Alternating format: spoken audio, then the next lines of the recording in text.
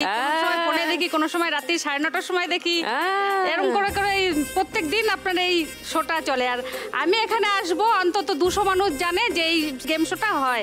আমি সবাইকে বলেছি আমি সান বাংলার লক্ষ্মীলাভে খেলতে যাচ্ছি, প্রত্যেক দিন সন্ধ্যা 6টায়, আবার হয় রাত্রি 9:30টায়, পরের দিন 1টার সময় হয়।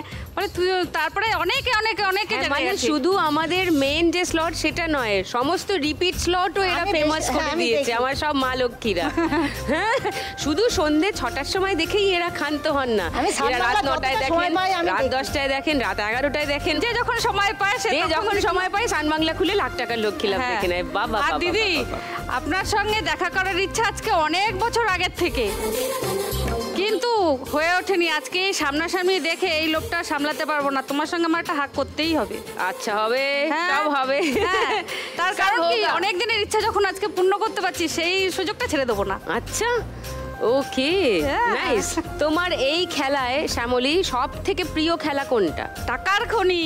খনি? হ্যাঁ, খনি থেকে টাকা তোলে সবাই দেখতে খুব ভালো লাগে, খুব ভালো লাগে।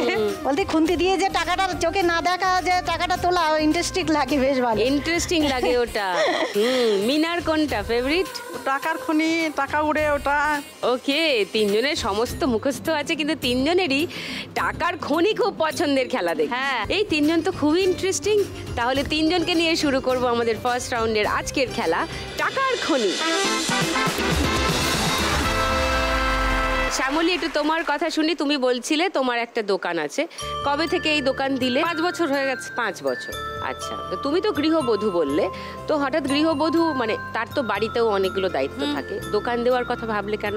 আমার স্বামীর ওই 2021 সালে, আমি 20 সালে দোকান দিয়েছি, 21 সালে ওনার হঠাৎ করে মানে অসুস্থ হয়ে পড়লো।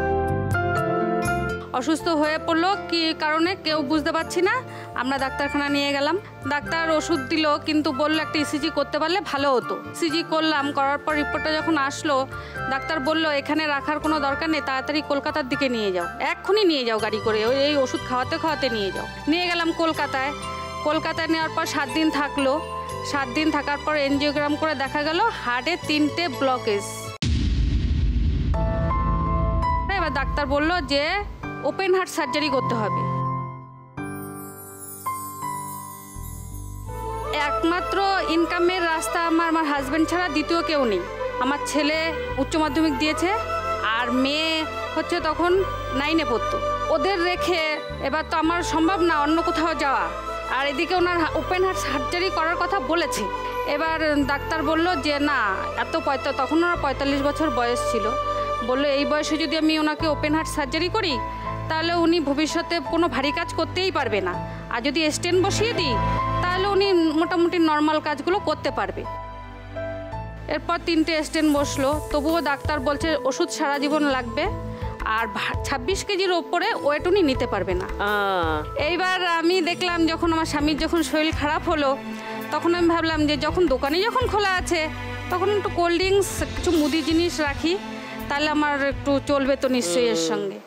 আর এইভাবে করে আমি চলছি দিদি।